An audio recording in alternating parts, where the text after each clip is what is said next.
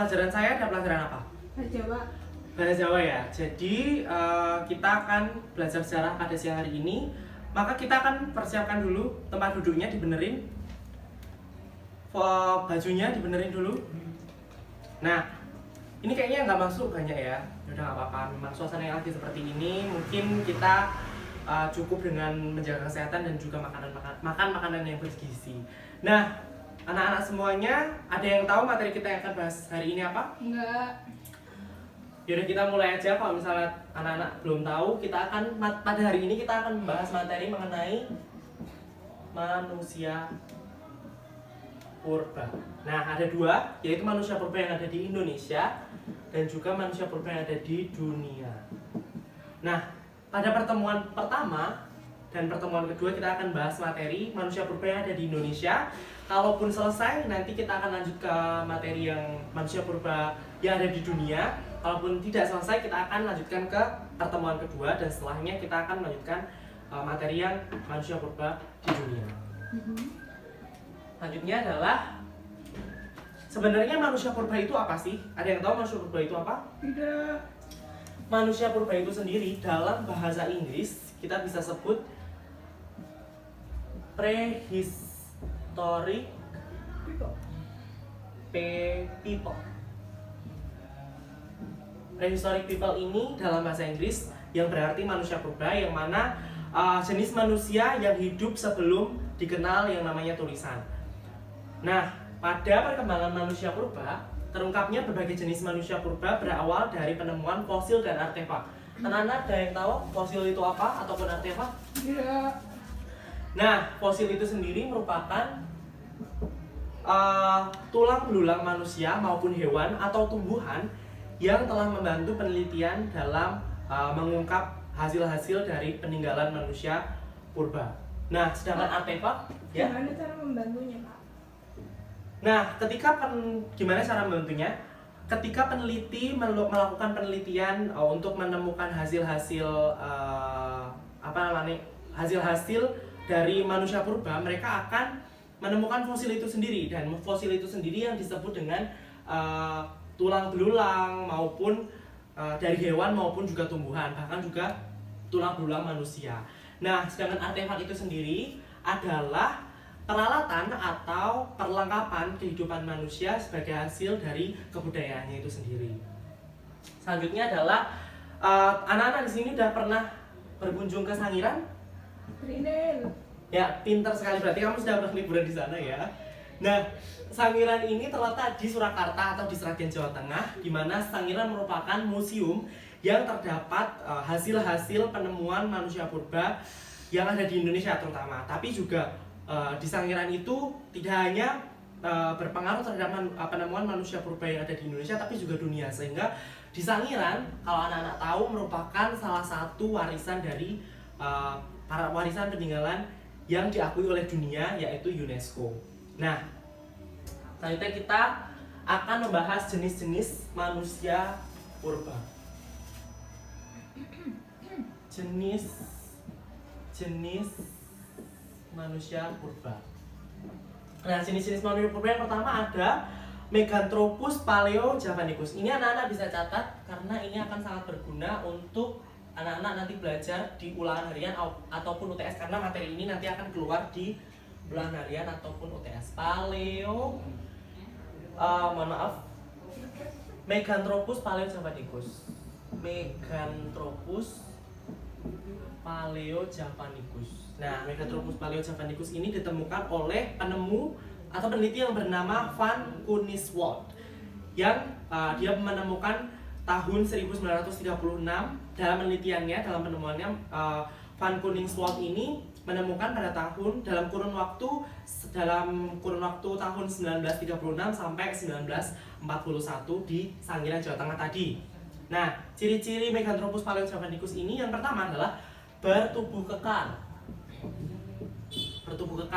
Berrahang besar. Jadi rahangnya ini lebar seperti itu dan besar.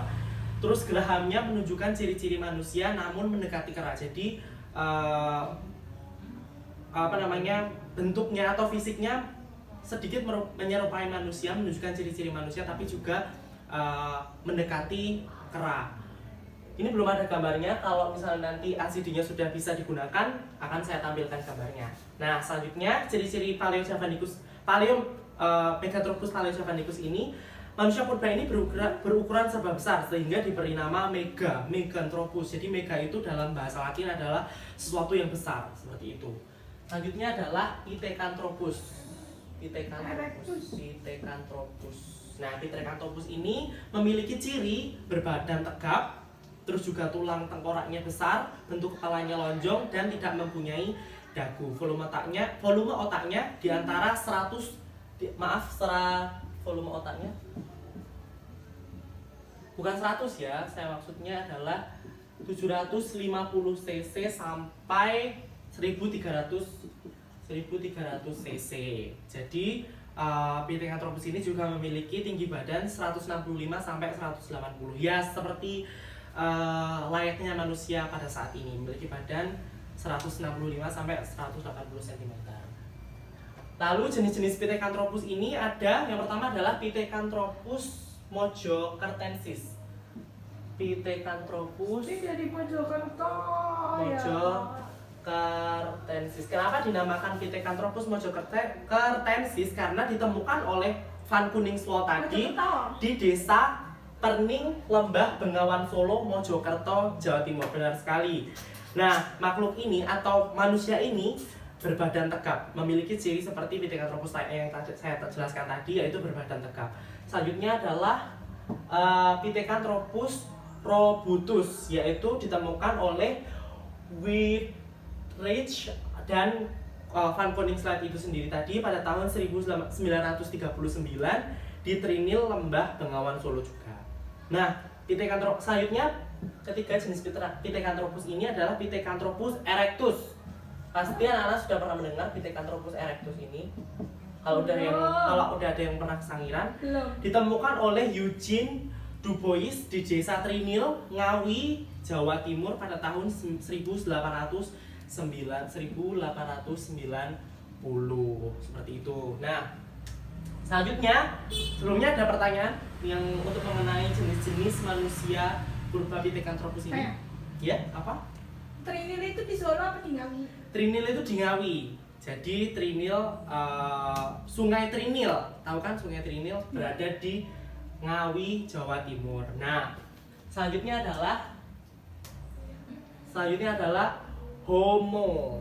Jenis manusia selanjutnya adalah Homo yang memiliki jenis. Pertama-tama saya akan jelaskan jenisnya dulu. Jenis Homo ini ada yang disebut Homo wajakensis. Homo wajakensis. Ini maaf ya, spidolnya agak tidak jelas. Dan selanjutnya nomor kedua adalah Homo sapiens. Homo sapiens. Yang ketiga Homo soloensis. Nah, manusia jenis Homo ini yang ketiga-tiganya memiliki ciri seperti dewa ini, yaitu berbadan tegap, terus juga memiliki tinggi sekitar 180, terus juga memiliki volume otak sekitar 1000 cc sampai 3000 cc. Nah, juga manusia jenis Homo ini tengkoraknya lebih besar dibanding manusia jenis Pithecanthropus, seperti itu. Anak-anak ada yang ditanyakan melalui materi ini, jenis-jenis manusia purba. Apa tadi? Coba sebutkan. Lupa, Pak. Saya ingatkan lagi, yaitu yang pertama adalah Meganthropus paleojavanicus.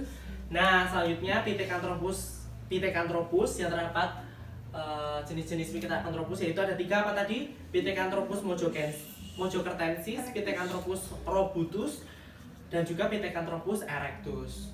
Sedangkan manusia jenis Homo terdapat jenis, yaitu apa aja? Barusan saya tulis Homo wajakensis, Homo sapiens, dan juga Homo soloensis. Nah, untuk materi kita bisa bahas yang kita bisa bahas hari ini seperti itu. Mungkin anak-anak sekali lagi ada yang bisa ditanyakan?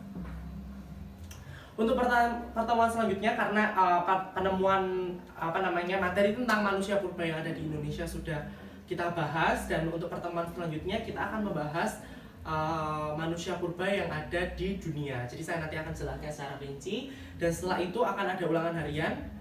Dan nanti nggak mau. loh kok nggak mau, nggak boleh seperti itu ya. Nanti Nggak mau. ulangan harian ini akan dipakai untuk menentukan nilai pada ujian akhir, ujian kenaikan kelas nanti. Jadi kalau misalnya kalian mendapatkan nilai yang tidak bagus pada, nggak boleh seperti itu dong. Jadi kalau misalnya nanti kalian tidak mendapatkan nilai yang bagus, akan berpengaruh sama nilai kalian di ujian kenaikan kelas nanti. Nah, seperti itu. Ada yang bisa kita simpulkan pada materi hari ini. Nilai-nilai kita bisa dapat apa? Nggak ada. Tidak boleh seperti itu ya. Jadi nilai yang kita bisa dapat adalah nilai kehidupan, di mana kita dapat mengetahui bahwa kita hidup di dunia ini terdapat sejarahnya, yaitu pertama adalah bagaimana manusia pertama ditemukan, bagaimana jenis-jenis manusia yang kita ketahui, seperti itu. Mungkin itu nanti juga saya akan memberikan LKPD untuk anak-anak untuk bisa dikerjakan. LKPD itu lembar kerja peserta didik. Ini yang bisa saya sampaikan pada materi kali ini. Selanjutnya ada pelajaran apa? Matematika ya? Oke, baiklah. Kalau misalnya nanti masih ada pelajaran, anak-anak bisa mempersiapkan untuk mata pelajaran selanjutnya. Terima kasih banyak. Selamat siang.